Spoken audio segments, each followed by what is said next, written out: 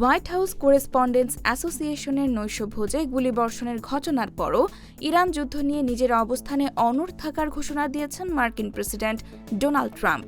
তিনি বলেছেন, এ হামলা তাকে ইরান যুদ্ধে জয়ী হওয়া থেকে বিচ্যুত করতে পারবে না।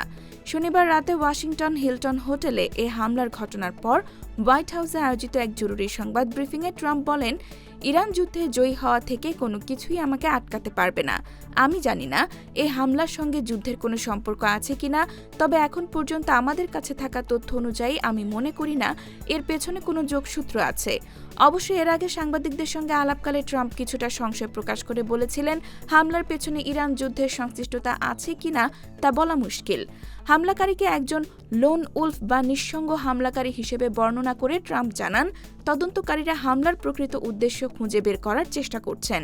তিনি আরও বলেন, তেহরানের আলোচনার প্রস্তাব পছন্দ না হওয়ায় তিনি মার্কিন প্রতিনিধিদের পাকিস্তান সফর বাতিল করেছেন। প্রায় 2 মাস ধরে ইরানের সঙ্গে চলা যুদ্ধের অবসান ঘটাতে পাকিস্তানের মধ্যস্থতায় একটি শান্তি আলোচনার চেষ্টা চলছে।